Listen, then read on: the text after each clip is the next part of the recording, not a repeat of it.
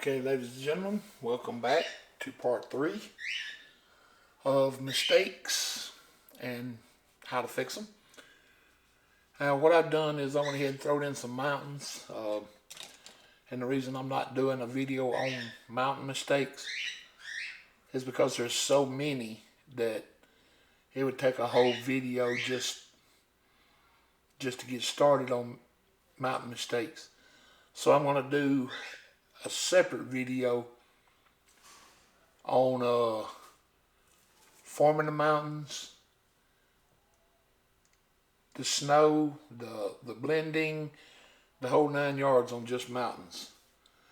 But for now, we're going to do a video, or this part 3 is going to be on putting the trees under the mountain.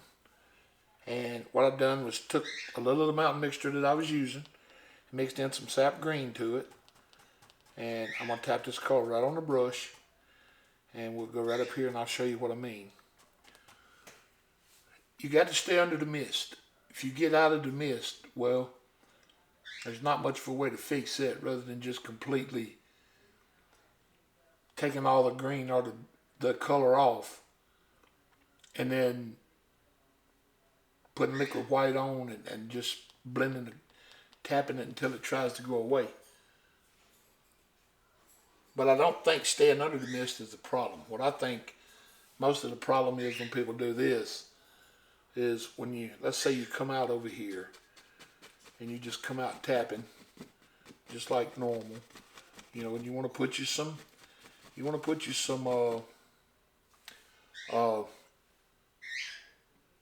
shapes in it. You know, you don't ever want it to just be flat. Kind of add you some shapes to it, and keep it just kind of like so. And then after you do that, come back and give it a little body. And by that I mean kind of fill it in some, you know, just I mean, even if you have to bring it back across here straight, well, that's fine, you know, but just give yourself a little body on this. Don't have it to where it's just a thin line running across, but you know, just kind of fill it in to where it has some body.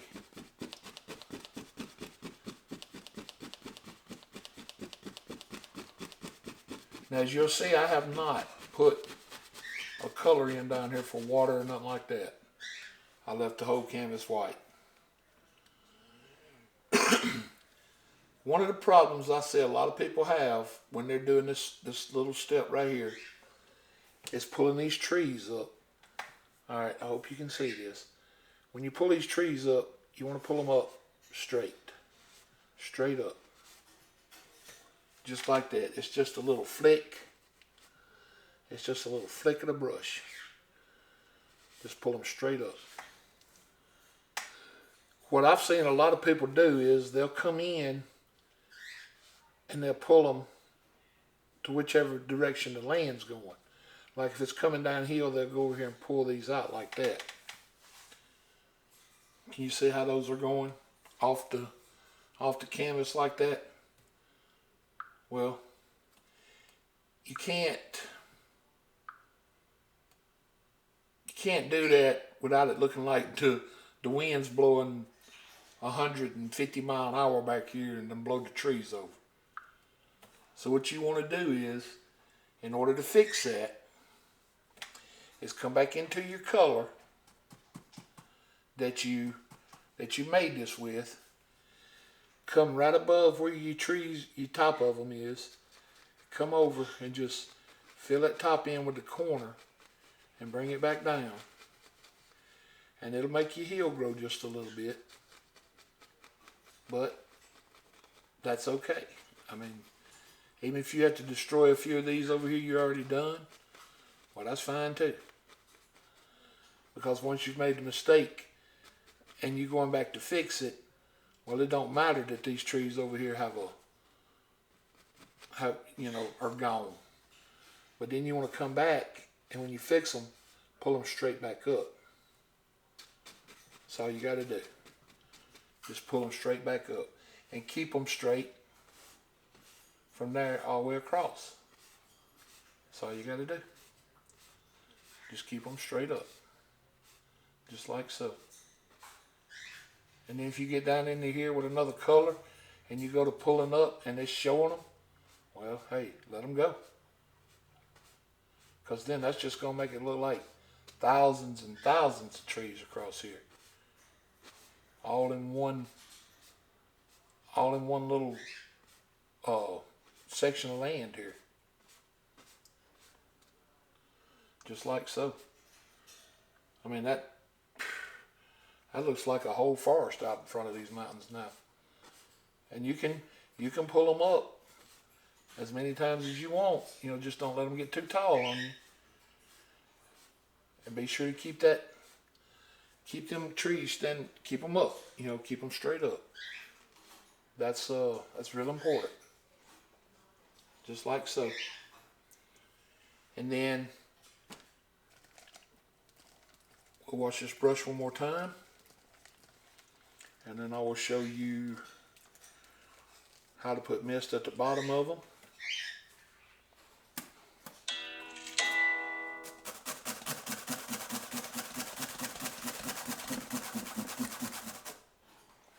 Now remember, you got liquid white on the canvas. Okay?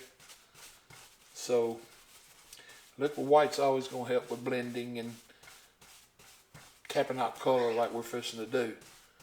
But sometimes it's not all you have to do. And I'll show you what happens if it's not. But all you want to do right here is, and this is one of the spots where you have to get kind of forceful with it. This is not a gentle touch. You come up here and you tap along the bottom of these trees. Now this is a pretty aggressive tap here. But you want to come across here and just tap the bottom. And maybe about a half an inch up, you know. You just don't want to go all the way up them. And this is pretty aggressive. Like I said, this is, you can hear that canvas and how hard I'm hitting it. But not to worry, you're not going to hurt that canvas. Even though it sounds like you're beating a drum down here. And you want to go and knock as much of that color out as you can. And blend out the bottom. Now, see all the brush marks we got here? Just come up and gently pull these back up into the grass, just like so. And then come under here and blend out your bottom, just like that. Now, if you get to a spot that didn't pick up enough mist, like right in here, tap your brush and just do a little bit of white, very little. And don't put it all in one place. You know, like if you touch here, come on down through here until your brush starts running out of paint. That way you don't have a big glob of white paint built up in one spot. Then you come up here and just tap that white in.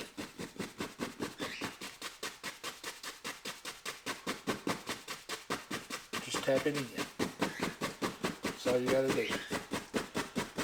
And see how it's already adding more mist than what you had. See? Then you just come up here and pull this color in and blend it out, just like so. And now you have pretty good mist across the bottom of that little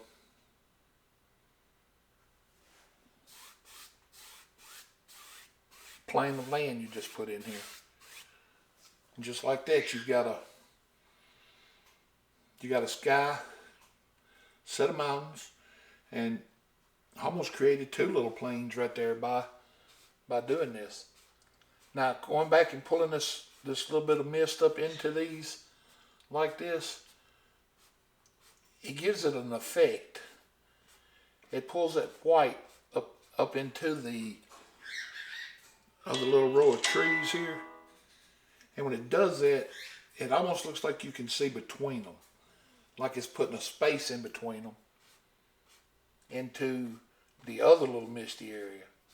And that's just an illusion. It's just one of those we'll call happy accidents. It's one of those things that happens.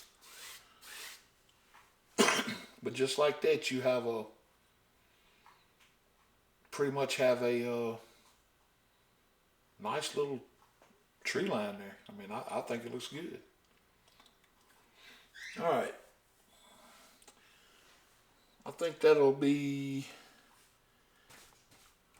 well, no, yeah, because that's the only type of tree we're going to do, or little trees we're going to do in this particular painting.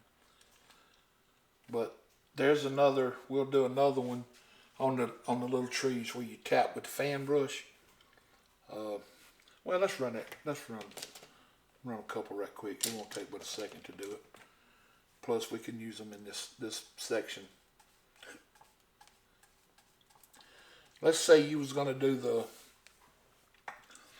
little trees where you come up and you do the tapping motion like this, and you get yourself some evergreens like that. I know you've seen people do these in paintings before. Well, one of the mistakes people make in these is they'll come over and they'll do one, and then they'll skip spots in between them, kind of like that. And they go to taking on a telephone pole look, or you don't want a separation in them. So what you do is, if you got something like that going, is come back in between them and just fill them in. And have some taller than others, some shorter, some taller, some shorter, just like so. That's all you got to do. And join them up. You know, like if you was going to make them all the way across. Just like so. You just want some taller than others. And sometimes you want a dark one that'll stand out, you know, to let you know that these are supposed to be evergreens. Just like that. But that's all you do to fix that mistake if you're doing those kind of trees. But we're not doing those kind of trees in this painting, so I'm going to go back up here and I'm going to show you how to fix this, if these ain't the kind of trees you're doing. Alright, I'm going to come up here, right there where that tall one is, and I'm going to come right under my mist here, and I'm going to tap on another heel across like this. Then we'll come down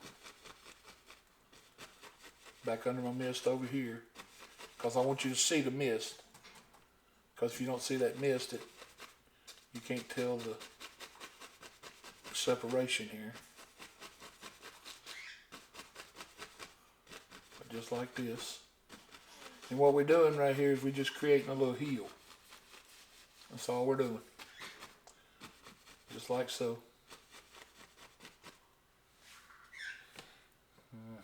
Like that. Now, you can come right here from there down, and as Bob used to say, you can put this on with a boot. From here, it don't matter what you do. So we come back in here with some more sap green, some Van Dyke brown, just any dark color we want to use down here, and we'll fill this in. Just stay under your heel up here that you created, because we're gonna need that here in a few minutes when we come back for another part.